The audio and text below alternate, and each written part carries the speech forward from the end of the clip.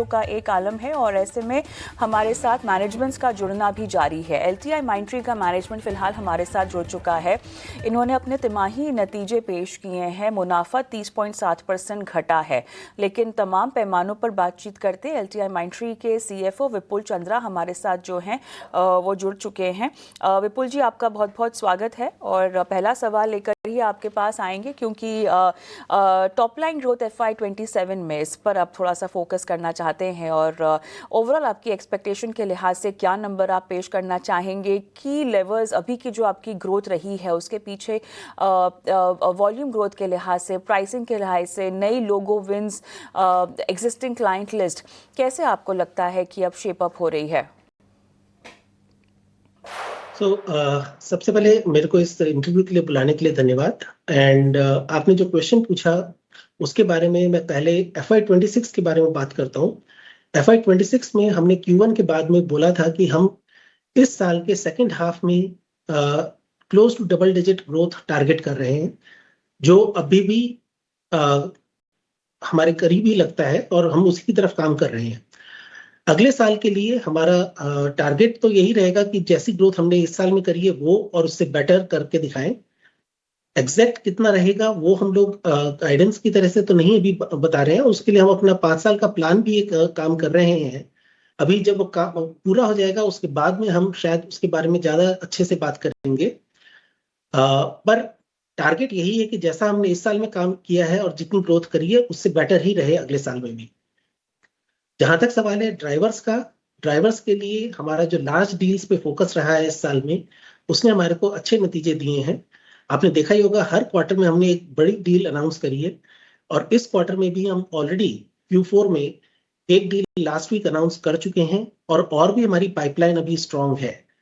सो उसको देखते हुए ये जो टारगेट हम अपना बात कर रहे हैं अगले साल के लिए, वो भी लगता है कि हो जाना चाहिए और हमारी कोशिश हमेशा रहेगी कि हम अच्छे से अच्छा ग्रोथ अचीव करें। विपुल जी, यहाँ पर FY27 के लिए क्या कोई गाइडेंस या डायरेक्शनल कमेंट्री कांस्टेंट करेंसी की ग्रोथ को लेकर आप देना चाहेंगे? तो जैसा कि मैंने कहा कि इस साल में अगर हम close to double digit growth की तरफ काम कर रहे हैं और अगले साल में हम उससे अच्छा ग्रोथ का टारगेट करेंगे, so that itself gives an indication कि हम लोग कितनी ग्रोथ को टारगेट करने वाले हैं। इससे ज्यादा अभी इस वक्त कहना थोड़ा स्पेकुलेटिव हो जाएगा। सो इसलिए हम लोग हमेशा एक क्वार्टर से ज्यादा आगे का ग्रोथ का गाइडेंस नहीं बात करना चाहते हैं। वैसे भी मार्केट काफी डायनेमिक है, किसी क्वार्टर में ये भी हो सकता है कि हम जितनी अभी बात कर रहे हैं उससे बेटर भी हो जाए। सो उसके बारे में अभी से पूरे साल के लिए बात करना थोड़ा स्पेकुलेटिव है। आपका जो आउटलुक है, अगर हम डील विंस की बात करें या जो भी ऑर्डर्स और डील्स पाइपलाइन पर हैं, किस तरह से इनका कन्वर्जन जो है अगले क्वार्टर्स में रिफ्लेक्ट होगा? क्या आपको ऐसे लगता है कि यहाँ पे जो डिसीजन मेकिंग साइकिल है वो काफ़ी हद तक इम्प्रूव हो रही है और साथ ही डिमांड मोमेंटम भी काफ़ी स्टेडी है? कैसा कहना ठीक होगा? डिमांड मोमेंटम जहां तक सवाल है वो तो अभी भी वैसा ही है जैसा पिछले 2-3 क्वार्टर से है। पर हमारा डील विन का जो रिकॉर्ड है वो उसकी कंपैरिजन में अगर आप देखें तो हमारा ट्रेजेक्टरी पिछले 4 क्वार्टर से बढ़ के 1.4 बिलियन से बढ़ के 1.67 बिलियन तक पहुंच चुका है और हमारी कोशिश यही है कि हम ये ट्रेजेक्टरी आगे भी बरकरार रखें और साथ में जितने भी और बड़े डील्स हम टारगेट कर सकते हैं वो भी हम टारगेट कर रहे हैं। एक और अच्छी बात जो हो रही है वो ये है कि AI को लेके अब जो कन्वर्सेशंस हो रही हैं आजकल, वो खाली प्रूफ ऑफ कंसेप्ट की जगह अब एक्चुअल प्रोडक्शन साइकिल में जाने में ज्यादा बातचीत हो रही है। चाहे वो AI प्रोडक्टिविटी की तरफ ड्राइव करने, हमारी अपनी प्रोडक्टिविटी की तरफ ड्राइव करने के लिए हो या फिर कस्टमर के प्रोसेसेस को इम्प्रूव करके उनकी प्रोडक्टिविटी बढ़ाने के लिए हो, दोनों ही तरफ अच्छे कन्वर्सेशंस चल रहे हैं एंड उसका इफेक्ट भी अगले कुछ क्वार्टर्स में आना शुरू होना चाहिए। सो हमारे को उम्मीद यही है कि अगला साल हमारा इस साल से बेटर जाना चाहिए। बाकी आगे अभी देखते हैं और कैसे ये बढ़ता है और कितना बेटर जाता है वो हम आगे गाइडेंस देते रहेंगे। अच्छा विपुल जी, एक और चीज़ जो कि समझनी है आपसे, ओवरऑल FY27 का पर्सपेक्टिव, अब रेवेन्यू मिक्स को आप कैसे फोर्सी करते हैं? और यहाँ पर मैं specifically across banking, financial services की बात कर रही हूँ, tech, media, telecom, manufacturing, resources, consumer business और हेल्थ केयर।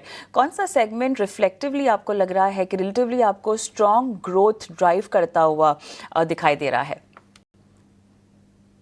बहुत अच्छा सवाल पूछा आपने। इसमें मैं यही कहना चाहूंगा, हमने 2 क्वार्टर पहले भी ये बात करी थी कि ये एआई लेड प्रोडक्टिविटी की जो जर्नी है वो different customers different different stages पे हैं।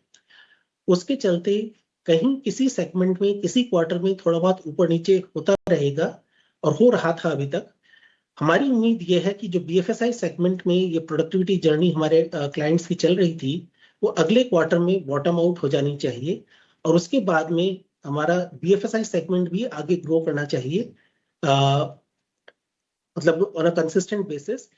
हमारा टेक सेगमेंट में आपने देखा ही होगा कि 2 क्वार्टर्स हमारे डीग्रो होने के बाद में इस क्वार्टर में फ्लैट ग्रोथ रही है, और इसके आगे हम उम्मीद कर रहे हैं कि अब ये सेगमेंट भी ग्रो करेगा।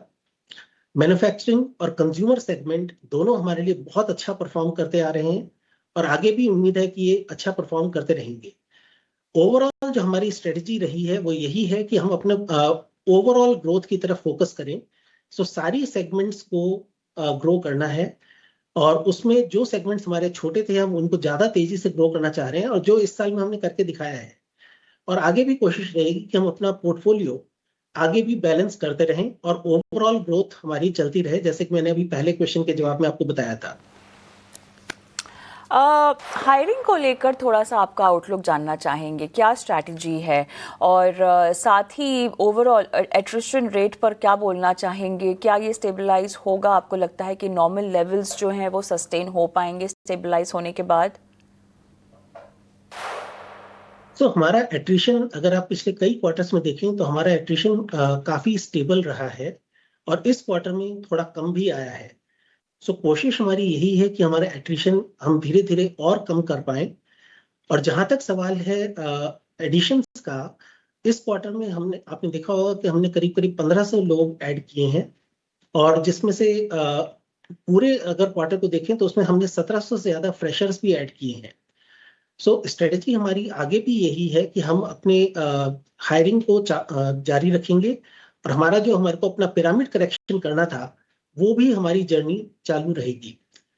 साथ साथ दोनों चीजें हमारी फोकस में रहेंगी, और एट्रिशन को भी कम लाने की कोशिश चालू है। सर, एआई यहाँ पर काफ़ी इम्पोर्टेंट एस्पेक्ट हो चुका है आपकी ग्रोथ के लिए और रेवेन्यू के लिए भी, लेकिन क्या लगता है आपको, क्या स्ट्रैटेजीज और ड्राइव कमोडिटी, अगर हम प्रोडक्टिविटी को ड्राइव करने की बात करें, प्रोडक्टिविटी इम्प्रूवमेंट को ड्राइव करने की बात करें, तो किस तरह से आपको एआई लेड ऑफरिंग्स यहाँ पर बढ़ाते हुए आप दिखाई देंगे हमें मीनिंगफुल इंक्रीमेंटल रेवेन्यू ग्रोथ के लिहाज से? जी, बहुत अच्छा सवाल पूछा आपने। अगेन एआई के ऊपर हमारी स्ट्रेटेजी शुरू से रही है कि हमारे को एआई के 2 पहलू हमेशा हमारे सामने रहे हैं। हमारी अपनी प्रोडक्टिविटी को इम्प्रूव करने के लिए एआई का यूज करना, और कस्टमर्स की प्रोडक्टिविटी और उनके प्रोसेसेस को इम्प्रूव करने के लिए हम एआई को कैसे उसमें काम में ला सकते हैं। और हमारे दोनों ही इनिशिएटिव्स पे हमारे को अब सफलता दिखाई पड़ रही है। हमारे बहुत सारे कस्टमर्स के अकाउंट्स में हम लोग एआई इन्फ्यूज कर चुके हैं ऑलरेडी अपनी प्रोडक्टिविटी बढ़ाने के लिए, और धीरे धीरे अब कस्टमर्स भी अपने प्रोसेसेस को दोबारा से सोच के और उसमें एआई को कैसे इस्तेमाल करके उसका सबसे ज्यादा फायदा उठा सकते हैं, उस तरफ भी अब कुछ डील्स हमारी शुरू हो चुकी हैं। और जैसा कि मैंने पहले भी कहा था, ये कन्वर्सेशंस अब थोड़ा तेजी पकड़ रही हैं, और आगे जाके इन दोनों ही पहलुओं से हमारे को ग्रोथ की उम्मीद है। और विपुल जी, अच्छा लगा आपसे बातचीत करके, आपने समय निकाला और तमाम सवालों के जवाब दिए। बहुत बहुत धन्यवाद आपका आज।